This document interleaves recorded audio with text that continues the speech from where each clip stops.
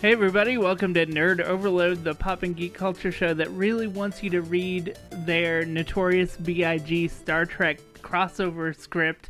It's called More Tribbles, Mo Troubles. I'm Cody. Oh, that was worth the setup. I'm Sam. And I'm Sir Trex-a-Lot. Oh, we have a great show for you this week. Thank you all for tuning in. As always, we have our news, but first let's talk about some things we have been checking out. Check it out!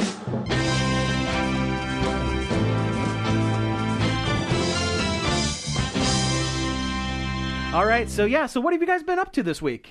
This is a part of the show I should have thought about it in advance. Probably. I rewatched Galaxy Quest. I've talked about this classic. show many times on the show, so I don't have much else to add to it other than it's one of the greatest movies ever made. I've said for a long time that there's no such thing as a perfect film. That it's up there. It's pretty close. If it wasn't for Tim Allen, it was really close. You know what? He is good in it. He is great in it, and you take out his personality outside of acting. He's great in the movie. Yeah. Yes. There was one anecdote I'll bring up, and then we'll move on. That I guess there's a scene near the end where he is explaining to the aliens, the Thermians, that they aren't actual space. He's not a real space captain. He's just an actor. Yeah, it's when Thrax is talking to him, and he's like, "Explain to him like a child." And it's this really dramatic scene, and they got done filming that bit, and Tim Allen said, I got to step away. I don't know what's going on. I need to step away for a second. And Alan Rickman turned to some of the crew and said, "My God, I think he's learned acting." I know he wasn't a fan in the beginning. Wasn't impressed because Tim Allen really doesn't act. He just kind of... There is an anecdote I always love about the movie. And Patrick Stewart has talked about this multiple times. I know which one you're talking about. Yeah, where he basically was avoiding it like the plague because he was like, "Oh, they're making fun of Star Trek. I love being in Star Trek. I don't want them to see them lampoon my franchise or whatever." Right. But then Jonathan Frakes called him and it was like, "You need to watch this movie." It's like if Donkey Kong refused to watch Wreck-It Ralph. Yeah, right. Yeah. But no, the end of that is Stewart did go and see it and laughed the whole time. He said he was maybe laughing the loudest out of the entire theater because he not only got the jokes, he lived the jokes, which was great. Well, he was also the cause of some of the jokes. He was because he was kind of you don't think about this with Patrick Stewart, but like he was a cut up on Next Generation. He loved goofing off. Yes, and going back and watching Galaxy Quest, you could see where they're adjusting their shirts from time to time. Because of the Patrick Stewart thing. The Picard maneuver. The Picard maneuver, yeah. Also, I wish it's never going to show up, but there is an R-rated cut of the film. Because because they're swearing in it. They get that if you watch their mouths, they're saying it, but it's dubbed it's cut out. At one point, Sigourney Weaver definitely doesn't say "screw this." Yes. And there's a whole subsection, like a scene and a half cut out. So, through the whole thing, Tony Shalhoub, Monk, he's just acting kind of weird and out of it, like a kind of a hippie or burnout or whatever. Yeah, he's in a weird. He's carrying this brown paper bag with him for the first half of the movie. Well, there was a cut scene explaining that's where all his drugs were. In that brown paper bag. And he was just constantly stoned up until the point where the teleporter scene where he actually kind of gets his groove back, and you see at the very, very end when he teleports the rock monster in and smashes up all the grunt guys, all the grunts. If you look for a second, the reason why they're smoking cigars and playing cards and like just kind of hanging out, that brown paper bag is in that room with them. So there was a whole thing with somehow the alien grunts got a hold of the drugs and were just burning out in like the cargo hold of the ship when he teleports them down in. Yeah. But it was completely finished as an R-rated movie, and then producers came back and said, "This is really, really good. You can double the amount of money you make if we made this PG." or at least PG-13. It's a very heavy PG, is what it is. Yeah, but yeah, he's always also, if you ever notice, he's always eating snacks. He's always eating like every snacks time he's on the screen, out of the bag and everything. yeah, he's eating snacks. Yes. They're like, we did it, guys. Yeah, good, there was good job. Yeah, group hug, guys. Yeah, no, that was the whole subplot, is that, and the whole line at the end with Sam Rockwell going, "Are you stoned?" The joke was it took him the entire movie to realize that he was stoned. That he was stoned the whole time.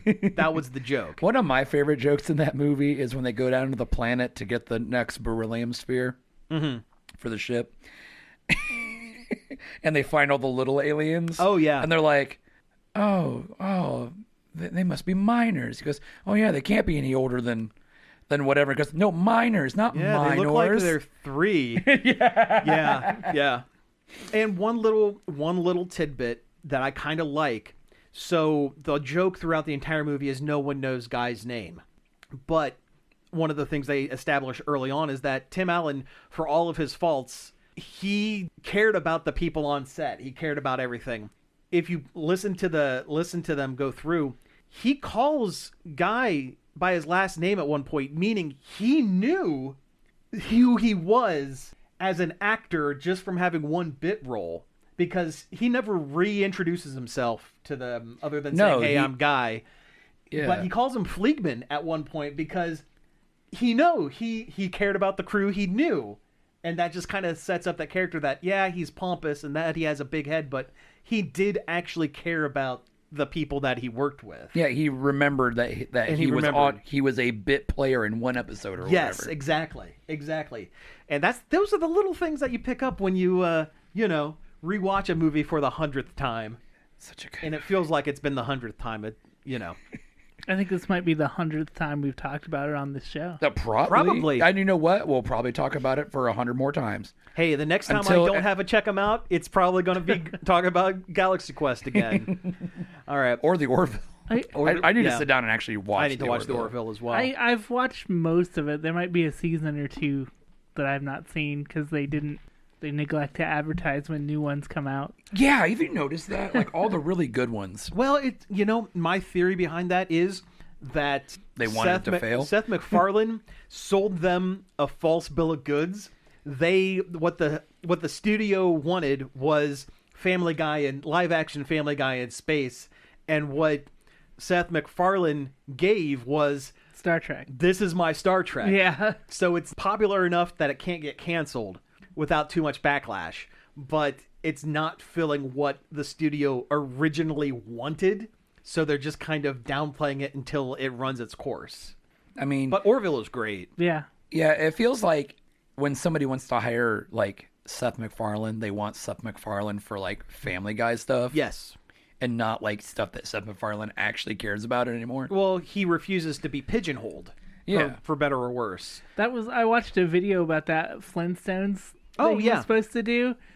It just fell apart because he couldn't figure out how to make it not just be Family Guy cave people.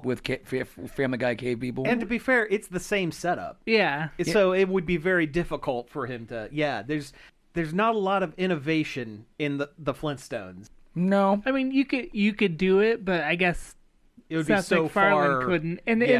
And like, what's the point of having him do it if it's not, Right. Yeah. Somebody else could figure it out, I'm sure. Oh, I'm sure. Well, they had that comic book where it was, I wouldn't say grim and gritty, but it was a more realistic take on... And it had something interesting to say about the Flintstones formula, which is what you would have to do to make it work. You would have to, but then that's not what people want. They just want, Barney, my pebbles. Yeah, but the thing they that just they want the honeymooners is the same thing that existed and ran its course. Like they covered everything they could cover and then ran it into the ground with spin-offs with the Thing. Yeah. Thing ring, do your thing. Yeah. That and Jetsons is almost the exact same formula, just with flying cars in space. Yeah, and they even cross over with each other in that one movie. That's right, they did. Yeah. Good times. I did watch Hoppers.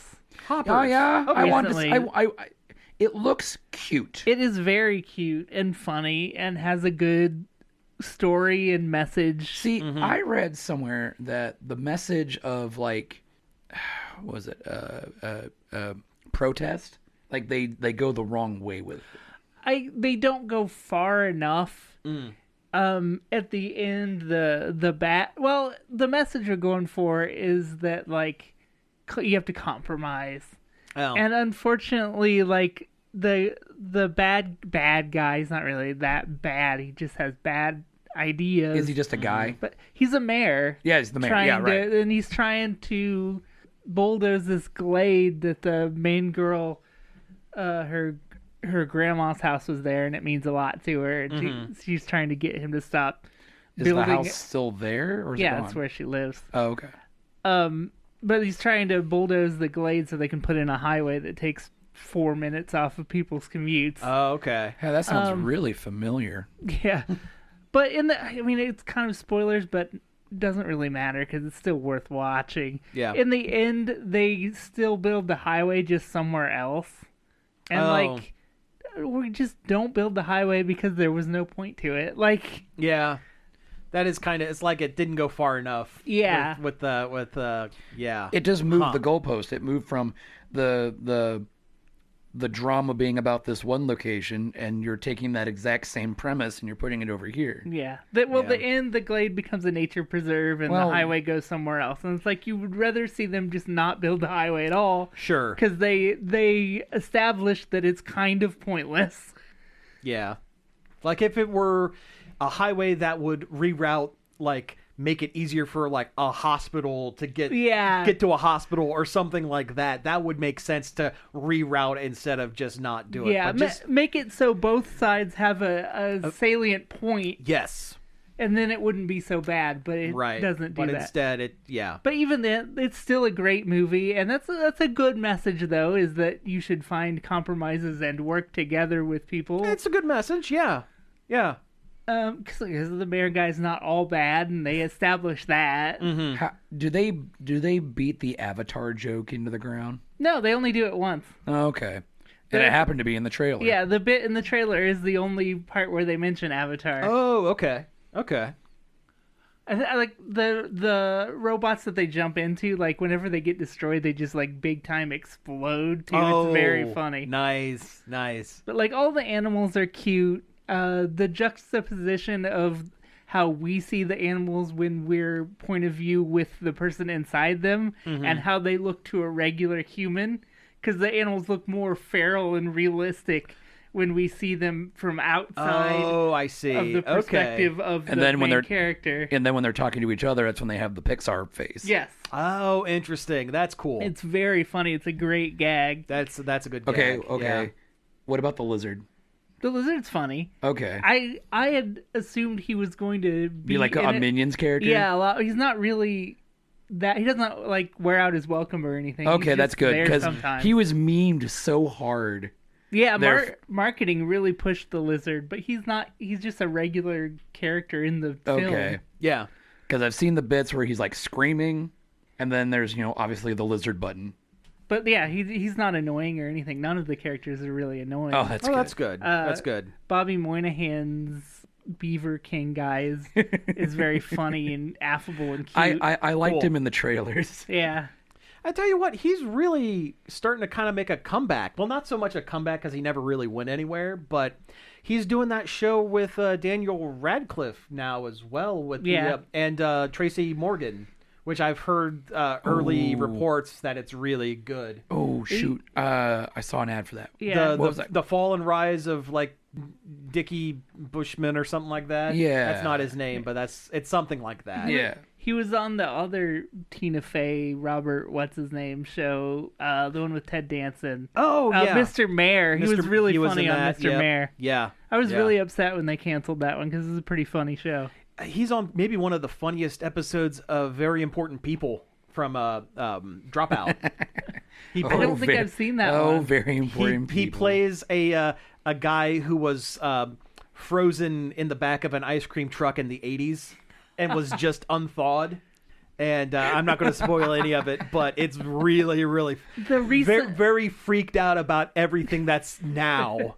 The recent one with Lisa Gilroy as Oops Little Fart. Oops Little Fart, yeah. It was so funny. Oh, yeah, yeah. Well, Lisa Gilroy and Vic Michaelis are friends, and I think she just wants to make Vic laugh, try to break as much as possible.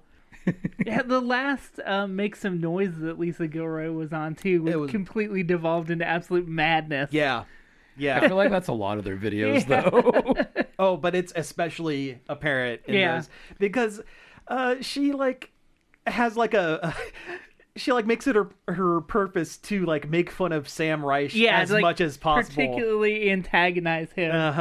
I love Sam Reich though. He's a funny dude. Yeah, he is. I feel like I like everybody who's kind of attached to Dropout. Honestly, right now. Yeah. Right? Yeah, I don't really have anyone that's like.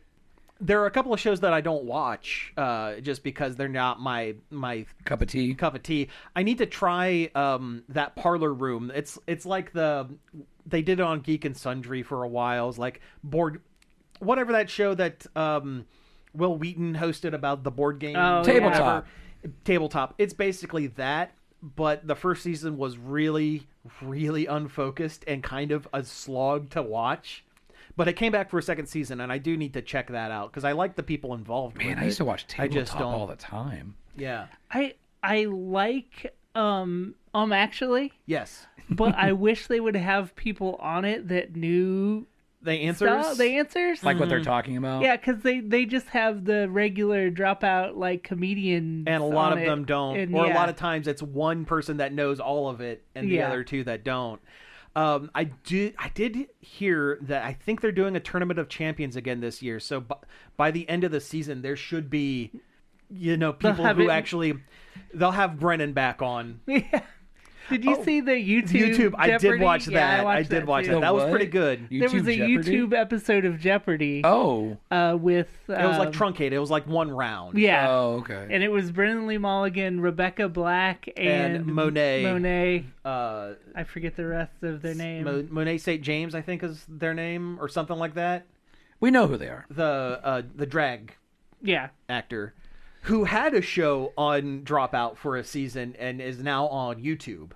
Okay. So, yeah. But I knew from the start that Brennan was going to run wild with everyone, and he really locked in at the end. He did. Well, I think he was having trouble buzzing in at the beginning because there were a couple where you could actually see him hitting the button and it wasn't working. Yeah. Do you think there was a time where he wondered if he was on a Game Changer episode? Yeah. He was He was thinking he might have been tricked. Yeah. Yes. Which is totally in keeping with Game Changer. I love Game Changers. That's probably that in Joffrey and the one where they're talking in the parlor. Smarty Pants. Smarty Pants. Smarty Pants is really good. Those are probably my favorite ones from that ecosphere of stuff. Mm-hmm. It's interesting that Dropout is actually starting to pick up either previously done shows or things that are produced outside of their studio. Like they're re-releasing all of the Don't Hug Me, I'm Scared TV, like the 20-minute episodes. Oh, okay. They should pick up our show. They should pick up our show. The rumor is that they are going to be I wish. No. Sam Reich, if you're out there, we have the same name and almost the same beard. We'll talk. You can have us very cheap. No, they might pick up and be the new hosting place for the My Brother and Me show. Oh, somebody should. Might pull them off of CISO or Crunchyroll or wherever they're at now, because it's a perfect spot for them. I wonder if they would ever do another one. I don't know. You mean on My Brother? Yeah, My Brother and Me TV show. Yeah. Oh, yeah. TV show. I mean, they stream a lot now. Yeah, and they basically do with that the McElroy Family Clubhouse. Yeah. But I don't know if they'd ever actually do an actual produced show again. Oh, by the way, Cliff's going to be there too. Clint, you mean? Clint. Yeah, Clint. I don't know. Papa McElroy. Yeah, Papa McElroy at Origins. Oh, nice. Well, they're semi-local. Yeah. Are they? Yeah. Where are they from? Well, Travis lives in Cincinnati. Okay. And Justin is Huntington, West Virginia, and Griffin's in D.C. Yeah. Okay. Yeah. Well, Clint lives in. Is he in Ironton? I don't know if he's in Ironton. I thought he was in Huntington, West Virginia as well, because I think for some reason I thought Justin's family moved over that way to be closer, or I don't know. or Travis moved back that way to be closer, or something. But yeah, they're all from Southern Ohio, West Virginia area. Yeah. I found out when I met Mason Andy from the Legends of Aventris people, they are from the DC-ish area. Oh, really? Yeah, because me and my sister were talking to them, and we're like, so where are you guys actually? Like, is this like a far trip for you? He goes, oh, not really. We're in the DC, Richmond, Virginia area. And I'm like, cool. Hey, right on. We're neighbors, kind of, sort of. A couple states away, but yeah. Yeah. Josh, do you have a check 'em? Not really. Not really? Okay. You know what? We rambled for We quite did a bit. a ramble. That's okay. Let's switch gears and move on over to the news.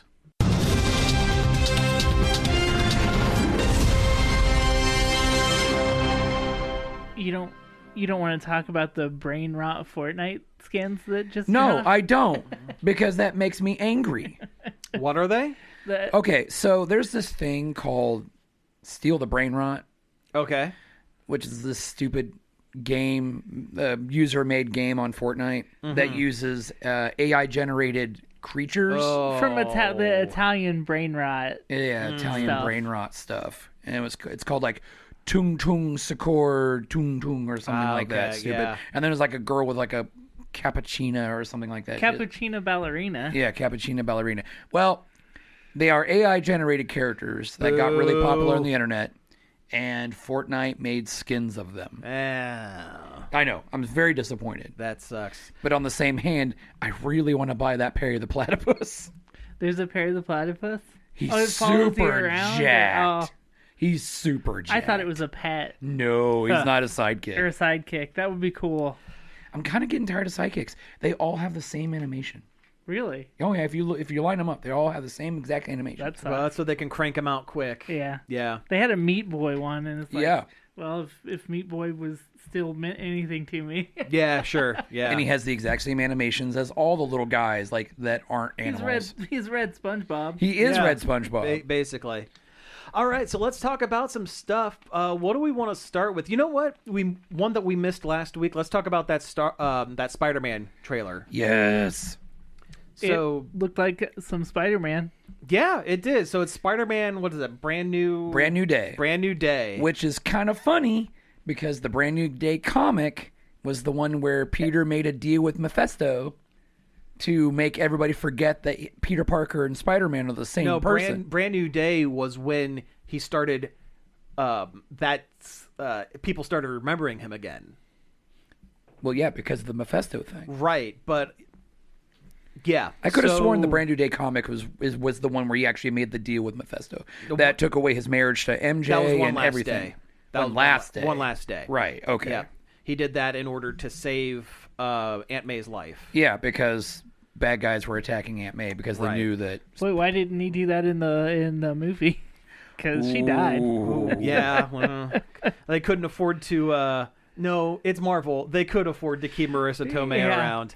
I think it's because we never got a Uncle Ben on screen. And I'm fine with that. I was fine with it too because they mentioned it briefly in Civil War. And technically we did. If you watch that trash fire movie, Madam Web, Adam Scott plays Ben Parker in that film. Yeah, but it's not. It does. We don't know if it's Ben Parker. I could may believe. as I could well be, believe that because- Adam Scott is Tom Holland's dad. I can Well, accept that. Uncle. Or uncle. Never Yeah. mind. But the Yeah, thing never is, mind. though, the Sony Spider adjacent films take place in a different universe than the MCU. Yeah, that is established That is established. That's true. with Venom. Yeah. Venom. Eddie. Anyway, yeah. So that Spider-Man trailer looks really good. It's interesting that it's like everything has been. They're out of New York. I think he's in Los Angeles or somewhere on the West Coast. No, it's New York. Is it New York? He's too? still in New York. They show him watching all his friends and stuff as they live their lives without him. That's true. That's Yeah. true. Yeah, you're right. He even went You're to right. a party where MJ and Ned were. Yeah. But they're gonna remember who he is by the end of the film. Oh, absolutely. Either that whatever quote, because happens. there's another love interest for Zendaya, Yeah. and a lot of people are assuming that this is Paul. MJ's boyfriend from the comics. Who they just killed off. Yeah. Yeah. Yeah. The worst character on the planet, Paul. Yeah. Served no purpose whatsoever. My thing is, I don't think they've shown... I don't think this trailer showed anything that actually happens that's pertinent to the film, like the action scenes. I think... So they show a lot of... Because him, Tom Holland will spoil it Because Tom Holland, anyway. he doesn't know what he's filming from day to day. Yes. They bring him on set in a blindfold. No, but they show Spider-Man going after a bad guy, and the Punisher's there, and they show him fighting against the Scorpion. I have a feeling those are minor, very within the first 10 minutes of the film, and by the end of that, we now have the entire movie that we are unspoiled for. Yeah. Well, there are some things that I've noticed with this trailer, because I've watched this trailer a few times. Yeah. I love Spider-Man, and I try to pick every little detail I can out for when it comes to our friendly neighborhood webhood. Yeah. So I feel like they're doing the same thing they did for No Way Home, because there are some scenes in those trailers where the villain that Spider-Man is fighting is not looking at him. Right. Like there's a whole scene where Scorpion is gearing up like a punch, but he is not punching in the direction of Spider-Man. He's going to throw that spear and then be like, get over here. Very good. Very good. The next movie will have Sub-Zero in it. No, he was killed in the first movie. Yeah. Right. Yes. Right. No, Noob Saibot then. Yeah. But no, you're absolutely right. Something is up with that with the trailer. Something's Either they're hiding something. Either it's going to be another Spider Person, or it's going to be Daredevil. Madam Web. Oh God, it better not be. That would be great. No, it's Morbin time. That would be amazing. If it's Morbin time again, I'm in. No, my theory is because they're talking a lot about him evolving and he's mutating. His powers are mutating or something like that. Because they show him he doesn't have he could do the bioweb. He has the biowebs and stuff. I have a feeling by the climax of the movie, he is going to be full-on man spider. He's going to have grown into an adult Spider-Man and gone through the change. Yes, that's right. His voice is going to drop just a little bit. He's going to have hair in places he's not accustomed to. All over. But no, in the comics and... Oh, I'm sorry, that's such a bad thing. In the comics and in Spider-Man the Animated Series, there was a string of episodes where he was mutating. He got extra arms and... crazy spider face. He ended up with a crazy spider face and was like a giant spider monster. And my theory is that is going to happen in this movie. At some point, he is going to become a giant spider monster, and that might be what... We're going body horror with this. Well, here's the thing. Yeah. In a more recent Spider-Man comic, and by recent, I mean in the last handful of years. Yeah. When Spider-Man... Actually, this was a lot longer now that I think about it. Everything is. I know. Unfortunately. This was about post-comic book Civil War. Because in the post-Civil War comics... There's like 15 years ago. Yes. Yeah. Yes. So there's a part where Iron Man comes for Peter, and Peter basically just lets loose with all his webs, and basically shoots all the web. The web and ties Iron Man up in this alleyway with so much webbing he can't move. Right. He's just literally just a cocoon.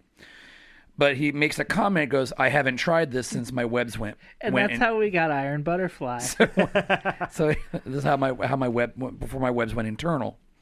There's a comic where I can't remember the name of the villain, but there's this female villain who can manipulate insects or spiders or something. I can't remember. Yeah. But I think she was just called the Spider Queen. Yeah, or something like that. Yeah, she injects lame. Peter with a thing that supercharges his mutation. Jennifer Bugs. Yeah. Yeah, supercharges his mutation, and he becomes a giant spider, literal giant spider. And then the giant spider dies, and then Peter breaks out of the body of the spider with enhanced powers. Where he gets the stingers there he had for a while. He had one Wolverine claw that shot out. Oh, it was on his foot. No, it was here. I remember that because anything having to do with your wrist grosses me the hell out. If something's shooting out of your wrist, I hate that. I could have sworn it was one of the foot or toe barbs that he got when he was Superior Spider-Man. Maybe it was, but I know he had something here as well, and they were like poisonous stingers that he got. The point is, there's a history of Spider-Man turning into a big freak, and that's probably what's going to happen. And that's probably what's exactly. That's exactly. There's also another thing I don't know what's going on, because there's a part where Peter rips the door off of some tank or a subway car. I can't remember. Mm-hmm.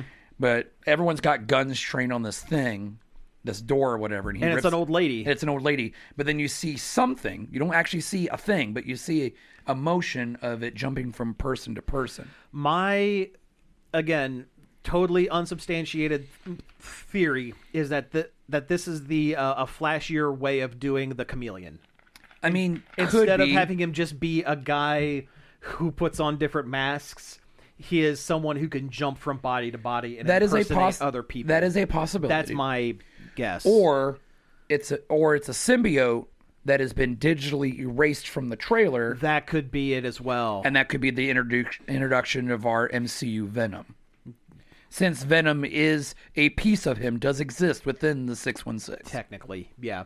That could be. Well, I'm excited to find out. I am too, because I love Spider-Man, and Tom Holland is my favorite live-action Spider-Man. I haven't been excited for a Marvel movie in a while. Oh, yeah. And I'm... Probably not since Wakanda Forever, honestly. Yeah. What was the last one? Was Fantastic Four. Yeah, and I still haven't seen it. It's fine. Yeah. Ultimately inoffensive. It was just okay. Yeah. Nope. Deadpool Wolverine was the last one I watched. Okay, and that's only technically MCU. Yeah. All right, so we gotta let's rifle through a couple of these. Let's power through this stuff. Let's see. I could take 2 seconds and talk about the Netflix Hulk Hogan documentary that they're doing. Sure. Why? They're doing it because they somehow got a hold of the last interview he did right before he died. And Hogan has for years, whether you believe him or not, and I mean, there's no reason to, but he has always said, and I quote, "I know where the bodies are buried, brother." As in, he knows a lot of the dirty secrets. A lot of the dirty secrets behind. They're purporting, though they're presenting it like there's going to be some revelations made through this documentary, this interview. I don't think there is anything, because Hulk Hogan is a showboat and was a showboat and a horrible human being. It turns out he's really racist. Incredibly so. And he wasn't hiding it that much. No. Also, he didn't hide that he, kissed the ring of McMahon all the time, too. Yeah. I don't think this is going to tell us anything we don't already know. I think Netflix is bumping this up because Peacock just put out a documentary on Shawn Michaels, the Heartbreak Kid. And I think Netflix is trying to one-up them. And Netflix has the rights to air WWE wrestling, which Danhausen has been going nuts on WWE. He was picked up by WWE. Okay. He's no longer in AEW or the Indies. And so he made it to the big show. He made it to the big show. No pun intended. He hasn't... Not that big show. No, not that big show. No, he sucks. As an aside, have you ever watched The Big Show, his sitcom? Oh, I remember starring that. The Big Show. I do remember that. It was actually really good. I do remember He that. was actually... The Big Show is actually, as it turns out, a competent actor and a very charismatic dude. It was actually kind of great. And he played a fictionalized version of himself who had retired from wrestling and is now a stay-at-home dad. That was the gimmick of the sitcom. But no, Danhausen has been doing great. He hasn't wrestled yet, but the big joke is that he came into the company and they immediately gave him 3 shirts worth of merch, and he's just doing backstage bits like cursing everyone and trying to team up with The Miz. Because The Miz is like, he's basically Johnny Cage of the WWE right now. He's basically, I'm the prettiest and the best. And the muscles and the power. And the muscles and the power. And Danhausen is like, it just comes up to him and says, so how many shirts do you have in the merch store? He goes, when I started, I didn't have any shirts, and you get one as soon as you join. He goes, well, actually, I have 3. and they're blaming one of the Bella twins twisted her ankle in the ring, and they're blaming Danhausen for cursing her into the injury. They're doing a whole bit where anyone who gets hurt, it's Danhausen cursing them, which I think is great. That is pretty good. Yeah. We probably should talk about our two A24 movies. We should talk since about the those. title includes them. Yes. So the first one is the Back Room. Yeah, Backrooms, based on the copy pasta, I guess. Yeah, copy pasta is an internet horror story that kind of is like a word of mouth kind of people thing. keep adding to it. Yeah. The mythology, it's like Slender Man back from the early 2000s. It keeps getting built upon. It started with a creepy yellowed picture of a back room that looked weird. Mm-hmm. In some like office building or store or and something. then someone wrote a story with it, and then someone added to the story and added to it until it became its own thing. Yeah. No one's 100% sure what really started it. Mm-hmm. Though the trailer does say, based on the works of whatever, blah, blah, blah. Yeah. So somebody's getting credit. The only reason I watched the trailer is like, oh my god, this can't be any good. Like, I wonder how bad the Backrooms movie will be, because usually movies based on internet horror stuff or just great. internet culture. are bad. They're Like, not great. Like Five Nights at Freddy's movie. Well, yeah. But this actually looks really good. Like, the trailer is competently creepy. Yes. Well, Also, that's A24 for you, though. Yeah. Also, I am a sucker for found footage. I really am. I do like a good when it's found done footage, right. too. When it's done right. Yeah. I blame the Blair Witch Project for starting me down that path. I feel like that's pretty much probably very similar for a lot of people. Yeah, honestly. sure. But yeah, it looks good. It looks like somebody took the vibes of Skinamarink and reconfigured it into something that is more palatable to the average Yes. Moviegoer. person. Yeah, to the non-freak. The non-initiated. Yeah, that's exactly what Skinamarink is a very acquired it taste. was. Yeah. But no, beyond that, we also have our first bit of news about the Elden Ring movie. Which based you on knew was going to the happen. Elden Ring game. I didn't expect A24 to pick it up, though. They usually, doing a licensed video game adaptation, really not. But there's not much of a plot to Elden true. Ring, so they can do whatever they want with it. A lot of the And- FromSoft games are like very loose. Very loose. in their structure. lore. The yeah. lore is only in like the flavor text of weapons, basically. Yeah. And But who reads that? right, and it's very horror centric, so it kind of fits. And they save so much money on all their other movies by doing things with minimal special effects and sets.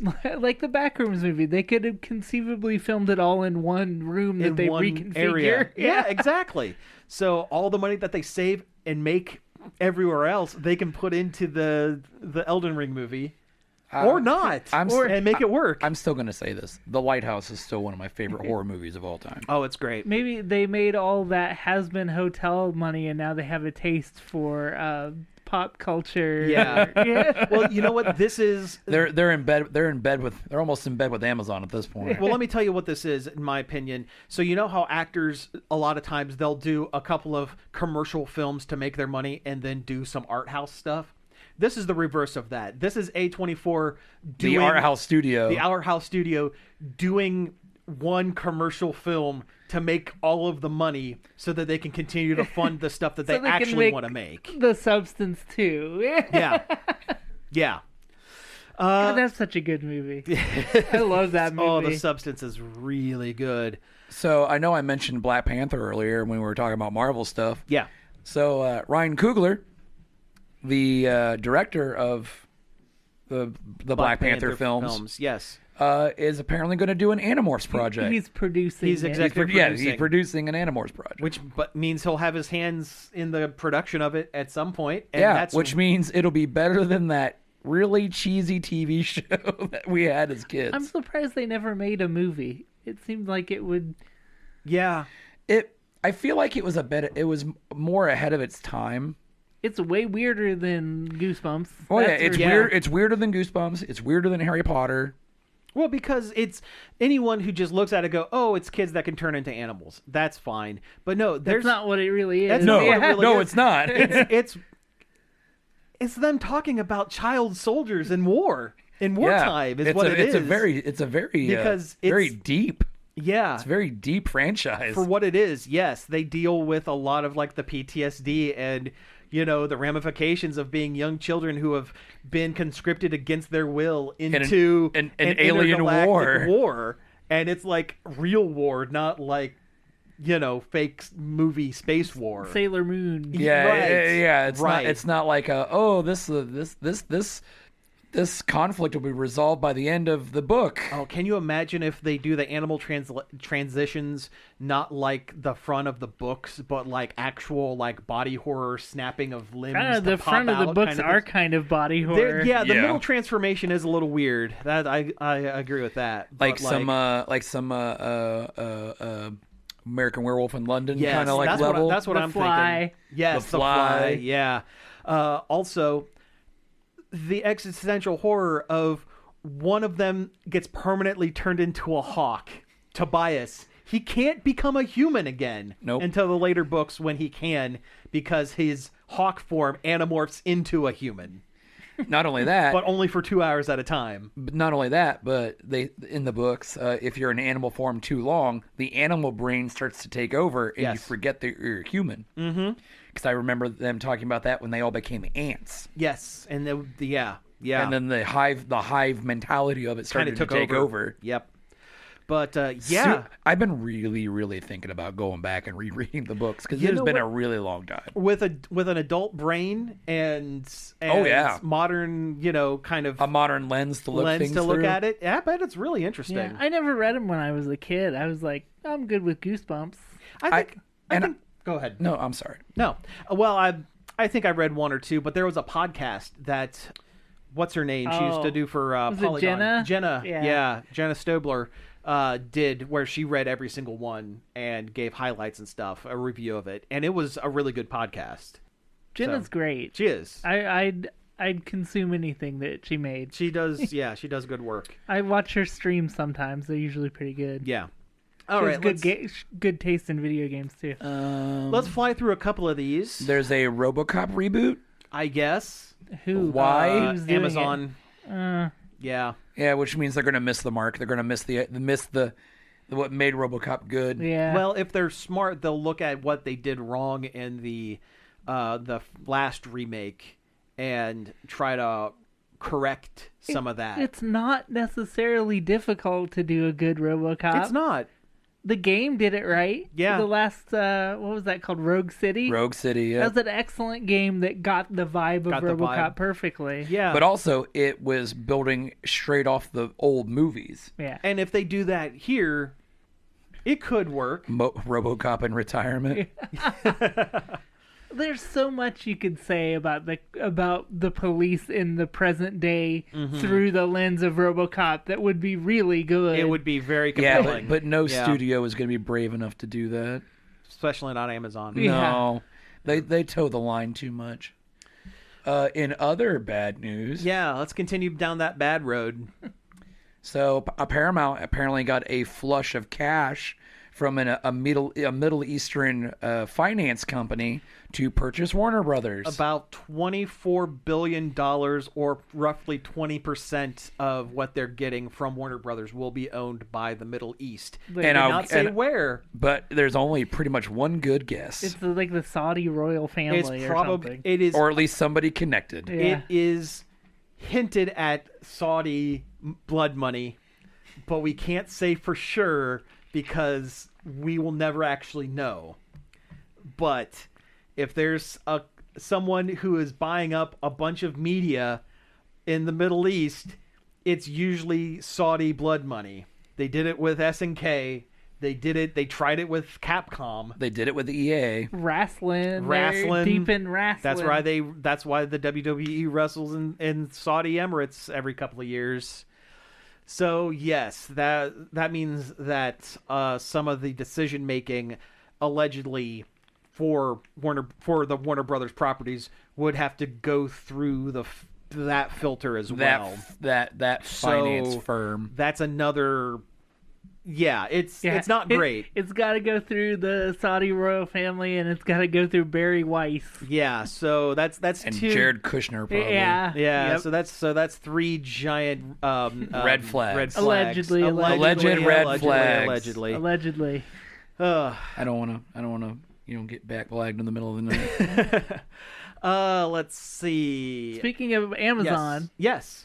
they're making a Mass Effect show. This is a known, but apparently the TV head at Amazon sent the scripts back to be rewritten and less gamer focused or whatever. I forget exactly how they worded it, but it was a bizarre thing to say because there's not anything particularly gamery about Mass Effect. Right. It's a sci-fi story. It's a sci-fi space opera RPG. Like, it's just telling a sci-fi story. Unless they sent the script back and saying all these references to the games, the names of these things, take them out. We don't care about the people. We don't care about the property. We just want the name. Could be. I'm Jeff Bezos, and this is my favorite streaming platform on the Citadel. I would hope they would understand that part of what makes Fallout so good is the video games. Yeah, is that it is. They reference the games. The tone. They get the tone of the game exactly. Yeah, but no, it sounds like they're going to do the opposite of that with. I don't understand how Amazon can keep doing this. Yeah, they made Halo. How do they keep getting away with it? They made Halo. Halo was bad. No, Paramount made. Or no, Paramount. Yeah, I keep forgetting Paramount made Halo. For some reason, I don't know why I keep thinking Amazon made Halo. It's because I kept seeing it pop up on Amazon. I don't know. But I've been playing a lot of Dispatch.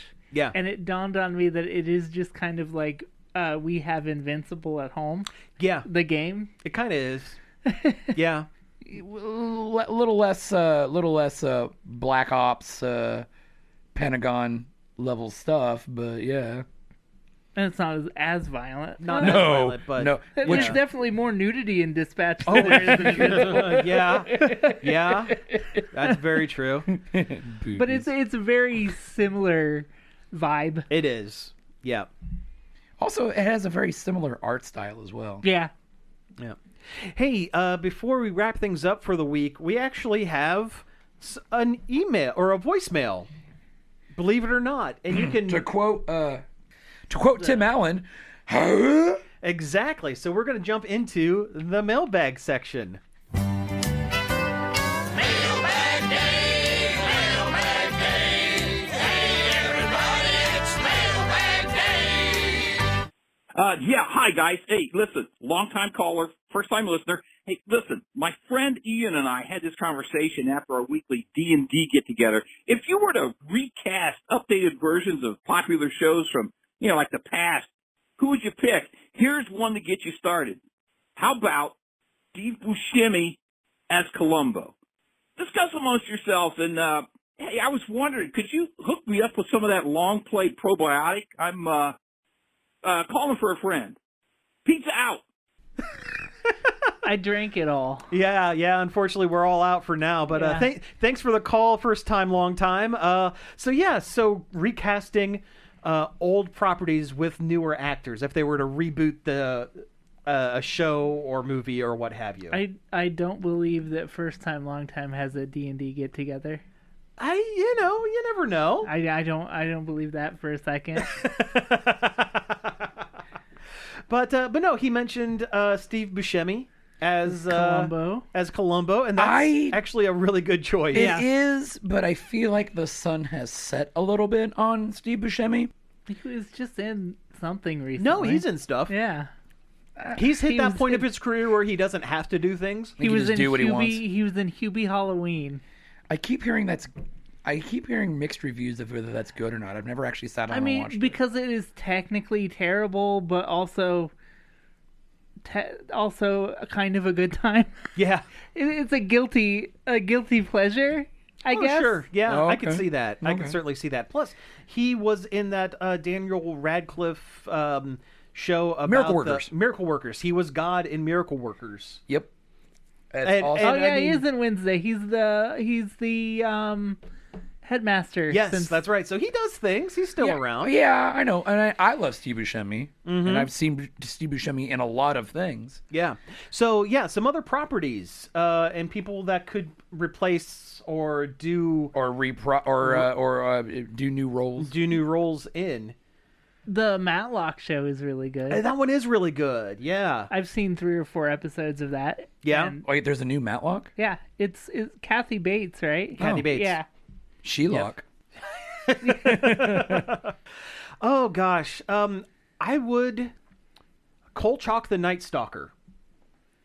But who would play the Darren David- McGavin David part? Duchovny. David Duchovny. There we go. Because it's pre-X-Files, X-Files, basically. Yeah. You know what? Have him, because Duchovny's a funny guy. He can bumble his way through Yeah. supernatural things while trying to write articles. Yeah, I like that. I mean, you can't really say X-Files because we're about to get We're about to get a new X-Files. X-Files. See, that's part of the thing Yeah, with this because question is so many because- things are getting rebooted. Yeah, we're getting so much new. What if they did a new Dark Shadows? Okay. You mean like not like that bad Yeah, movie? not like that- like an not like actual the bad soap movie. opera? I couldn't even sit through that movie, and I liked Tim Burton. It was rough. I saw it in the theater, so I had to sit through it. I'm not It leaving made a me theater. angry. I almost left. Yeah. But who would you cast as Barnabas in that? I just immediately thought Brad Pitt for some No. reason, but I guess that's like No. Interview. with That the would be more Vampire. Interview with the Yeah, I don't Vampire. see. Yeah. I'm trying to think of somebody who actually kind of looked like the character. You know what? Sarsgaard. What's his name? Nosferatu. Yeah. Oh, Alexander Sarsgaard? no, that's Bill. Bill Skarsgård. Okay, but I mean Alexander Skarsgård was in True Blood. Yes, that's the one I mean. Oh, okay. He's gaunt and kind It of would spooky, work, and yeah. I think he could pull it off. Yeah, that's good. Yeah. I mean, I like his brother Gustav as well. He was in History Channel's Vikings. Oh, okay. There's yeah. a Gustav Skarsgård. Yeah, There's a How million many of them. Skarsgårds are there? there are Yeah. many. There are many. They are legion. They're like it's like the Estevezes of Scandinavia. Antonio Skarsgård, Jose Skarsgård. Emilio Skarsgård. Yeah, Charlie Sheen, Charlie whose Sheen. last name is Skarsgård. Satoshi Skarsgård. Yes. Okay, you know what? This one, John Hamm as Batman 66, as Yes. the Adam Yes. West Batman. Yeah. Yes. Set it in the 60s, have it be just as campy and goofy. John Hamm as the Adam West version. Yes. That would, I yeah. And here's think the thing. that would be good. John Hamm, like, despite his very conventional attractiveness and his general kind of just safe acting, He's the mayor in Hoppers as well. yeah, he is legitimately a funny dude. Yeah. I tell you what, for as much good as show that he did, the Mad Men? Mad Men, thank you.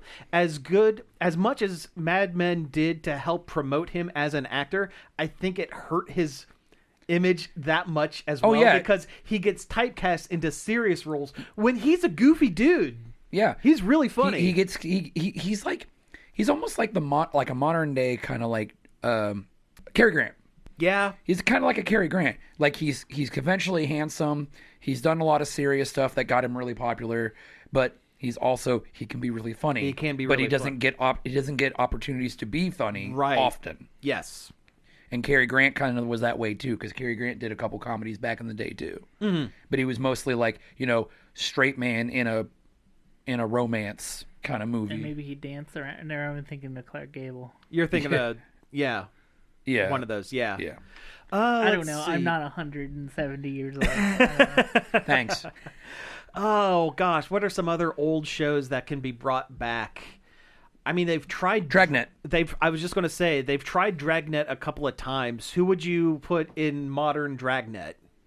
Because the original Dragnet, I mean, they were serious, but they had a tinge of comedy to them as well. They were Just the facts, ma'am. the goofy asides that Friday and his partner. I don't know Dragnet.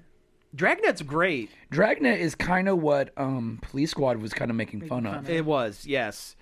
But no, like a semi-serious actor. We don't that have to can- answer the question for Police Squad because they've already. No, they've Yeah, they already did that. done it. They done it, it's and they did it great. well. Yeah, Yeah, yeah.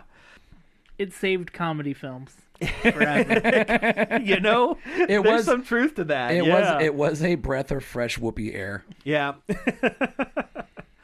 Oh gosh, yeah. I can't think of a good No. Dragnet. Okay, what is an old show that you would bring back? Like an old show you would legitimately try to bring back?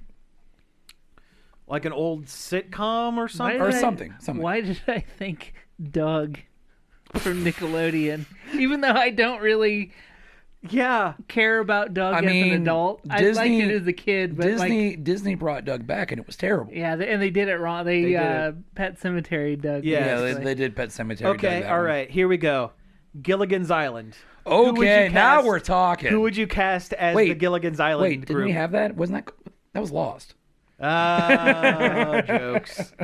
No, seriously, like a legitimate Gilligan's Island? Gilligan's Island. I don't know if Bobby anybody. Moynihan Bob- as the Gilligan. skipper. Well, I mean, he looks like the skipper, but he acts more. You know like what? Yes, I like that. Gilligan. I like that. Oh, flip it. Yeah, make Gilligan the bigger guy. Yeah. Yeah. Let's see. Well, who would be Skipper then? John Mulaney. No, I don't like John Mulaney. You don't like John Mulaney? Just in general, in practice. He's too like sarcastic for Gilligan's Island. I think you have to go. yeah. You have to be full into. You have to be into the premise for it to work. You know what? You can't be above the concept. Terry Crews as the skipper. Yeah. yes. I like that. You know, when we were talking, when we were talking about like Dragnet and stuff, I almost said Adam Sandberg. Andy Samberg. Andy Samberg, but that's Andy Brooklyn. Samberg. Yeah. That's Brooklyn Nine-Nine. Yeah, That was the thing. and I was like, that's just Brooklyn Nine-Nine. Yeah. But no, Terry Crews as a skipper, Bobby Moynihan as Gilligan. All right. The millionaire and his wife. It would be funny to get an actual married couple. You know what? Goldie Hawn and Kurt Russell. Yes, I was just getting ready to say I was- Santa and Mrs. An Claus. actual couple. I was gonna Yeah. say Parks and Rec. Ron. Oh, yes. Ron. Yeah. Nick Nick Offerman, Nick Offerman. and Megan Megan Mullally. Mullally. Yeah, that's a better choice, I think. Yeah. Okay. All right. So who do we have left? We have Ginger, Marianne, and the Professor. What if we made Professor is Jerry from Rick and Morty. Who was that guy's name? Perel. Chris Parnell. Chris Parnell. Chris Parnell is Yeah. the professor. Yeah. I can. I feel like you're just casting him from his voice. I can. He's like Cyril. It's like an Archer, but it's just the same stuff. His voice is the same stuff. Yeah. What if instead of making the dumb actress a woman, what if they cast like a himbo? A complete himbo. Yes. Yeah. Okay. Well, in that case, they could pick any like up and coming. You know what? The guy who played Archie in Riverdale, KJ Appa, KJ Appa as dumb movie star. stupid movie star model, whatever. And then And Cole Sprouse is the professor. yeah, right, yeah. Frankenstein. And then The creature? Then Veronica as Marianne. Marianne. Okay, I could actually see that. Hemsworth. I couldn't think Hemsworth. of. I couldn't think of the name, but yeah, Chris. Well, Hemsworth. here's the thing. I was Yes. gonna say Hemsworth because he's already done himbo before. Because he actually did it twice. Twice. His himbo in Ghostbusters Is- was Yeah, Fantastic. because Yes. he's himbo in Ghostbusters, and he's himbo in Cabin in the Woods after the switch gets flipped, Yes. and they start acting more like their archetypes and not their actual personality. Right. Yeah.